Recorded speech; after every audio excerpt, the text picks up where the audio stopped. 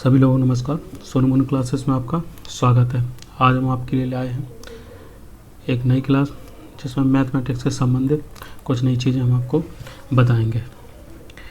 Math एक बहुत ही बड़ा दायरा है मैथ का, तो प्रयास करेंगे जो भी पढ़ाएं आपकी समझ में आए। तो शुरुआत करते हैं। सबसे पहले मैथ में ज्यामिति, जैसे इंग्लिश में ज्योमेट्री कहते हैं। तो देखिए, ज्योमेट्री जो वर्ड बना है वो यूनानी शब्द है जियोमीट्रोन। इसे ज्योमेट्री बना है।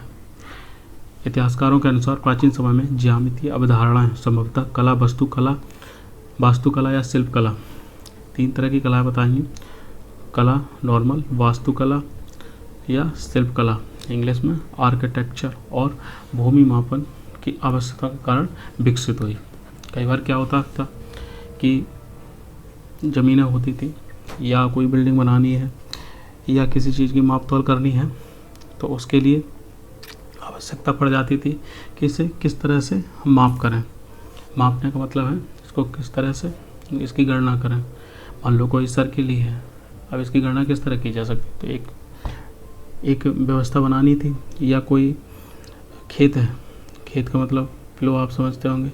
अब इसको मापना है कितना है, तो इसके लिए हमें ज्यामिति की आवश्यकता पड़ी। या कोई भवन है, बिल्डिंग बनानी है, कितना गुम्बद रहेगा, या कितनी लेंथ रहेगी, ब्रेथ रहेगी, या बाउंड्री क्या रहेगी। तो इन सब चीज़ों की माप करने के लिए हमें ज्यामिति की आवश्यकता पड़ी, और धीरे धीरे इन्हीं आवश्यकताओं की पूर्ति करने हेतु ज्यामिति का विकास होता गया। तो ज्यामिति में कई सारी चीज़ें हैं। तो सबसे पहले है बिंदु। बिंदु क्या होता है? तो बिंदु के लिए हम आपको बता दें कि आपका मान लो प्लेन पेपर है या कोई भी सरफेस है, तो उस पर जो सिंपल एक पॉइंट रखा गया, ये हो गया बिंदु। सिंपल एक बिंदु। तो ये आप देख सकते हैं कि बिंदु कई हो सकते हैं।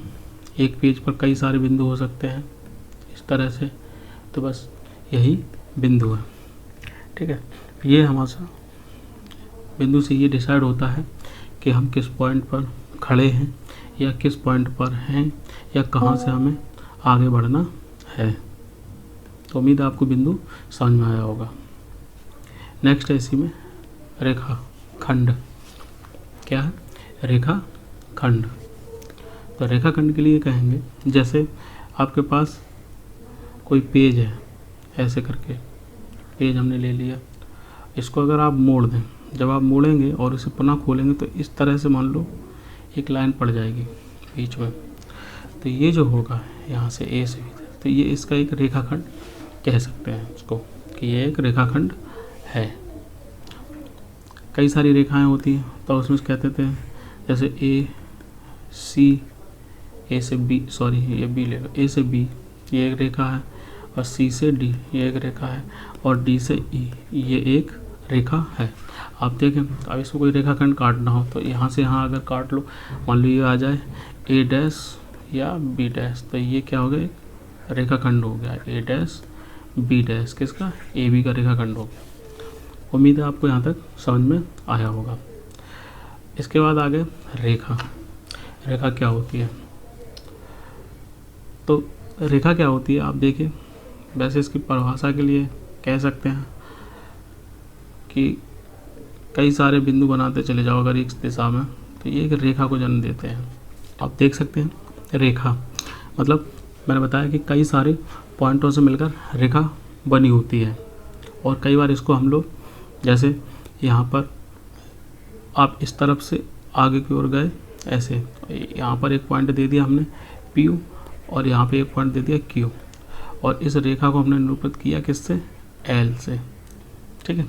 तो इसमें आप चाहे P से Q की तरफ जाएं या Q से P की तरफ आएँ, बननी रेखा ही है।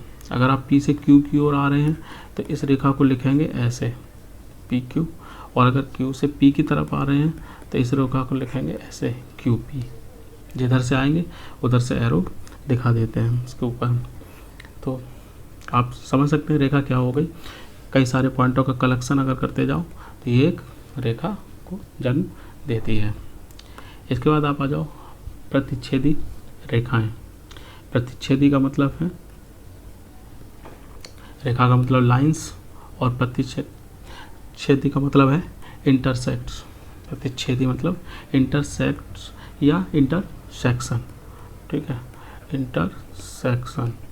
जैसे मान लो हमारे पास दो रेखाएं हैं, एक है ए से बी और एक है सी से डी, ये दो रेखाएं हैं।